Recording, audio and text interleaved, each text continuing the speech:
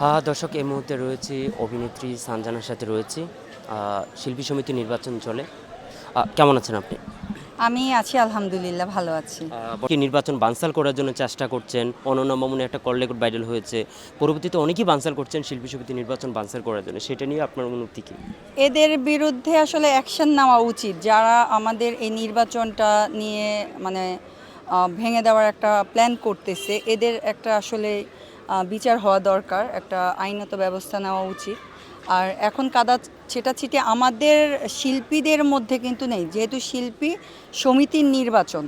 So এখানে কোনো শিল্পীরাই মানে আমরা যারা মানে শিল্পী এদের মধ্যে এটা পাই না।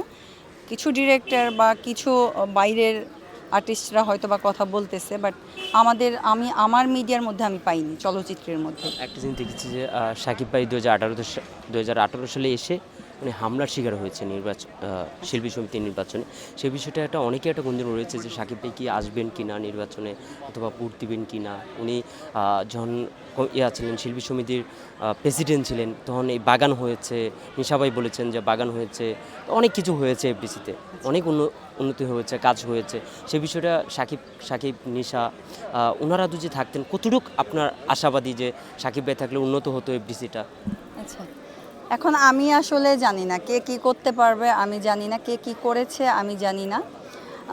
আমি সেই মুহূর্তে আসলে ওইভাবে অ্যাক্টিভ ছিলাম না, যদিও আমি কাজ করেছি। ওই সময়ই আমার 5-6টা ছবি রিলিজ হয়েছে।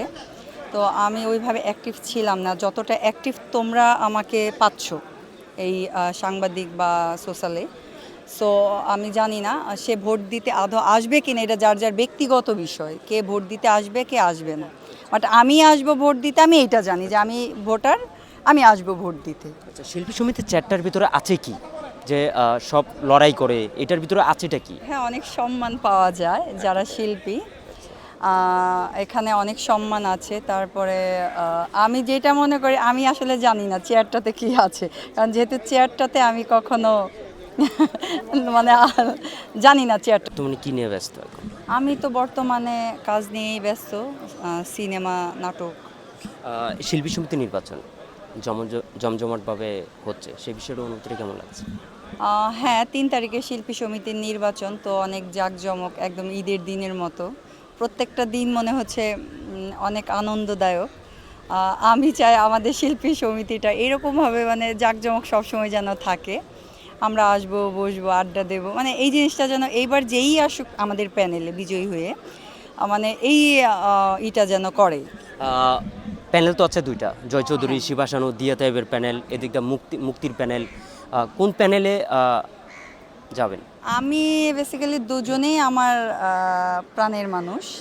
মুক্তি আপুর প্যানেলও, জয় ভাইয়ের প্যানেলও আমি আছি। কারটাতে আছি এখনও আমি নিজেও জানি না। আছি, আমি দুজনের সাথেই আছি। একটা অভিযোগ এসেছে যে আপনি এই প্যানেলেও খান, ওই প্যানেলেও খান, দুই প্যানেলেই না, না, করছেন। না, আমি কোনো প্যানেলেই খাই না, এটা কেউ বলতে পারবে না এখন পর্যন্ত। আমি বলি হ্যাঁ, আমি আছি, দুজনের পক্ষেই আছি। আমি ওই প্যানেলেও যাই না, আমি এই প্যানেলেও নাই। কেউ দেখেনি এখন পর্যন্ত আমাকে। আচ্ছা, সেই জিনিসটা আপনি কি এখানকার ভোটার? হ্যাঁ, অবভিয়াসলি আমি ভোটার। আচ্ছা, আচ্ছা। কোন প্যানেল বেছে নেবেন? না, এটা তো বলা যাবে না, কারণ হচ্ছে আমি চাই দুজনেই আমার ভাই ব্রাদার, দুজনেই আপু। সো আমি কোথায় ভোটটা দেব আমি এখনো নট শিওর। আচ্ছা, দুজি যে কোনো প্যানেল জয় হয়ে আসতে পারেন, কোন যে কাজটা করবেন, কোন কাজটা আপনারা দাবি করবেন যে কোনটা এফডিসির কোন কাজের জন্য আপনারা? আমি চাই যে যেই আসুক তাদের কাছে আমার একটা চাওয়াই, সেটা হচ্ছে আমাদের অনেক এখানে শিল্পীরা বেকার আছে, বেকারগ্রস্ত অনেকেই আছে।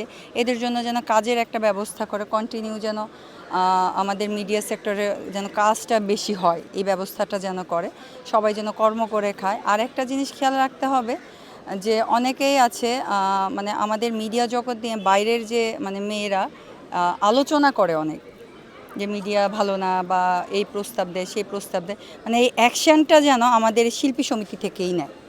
কাদা ছোড়াছুড়ি হয় হ্যাঁ, প্রতিটা নির্বাচনে দেখেছি, এবারও কি দেখছেন কিনা কাদা না, ছোড়াছুড়ি? এবার অলরেডি কাদা তো অনেক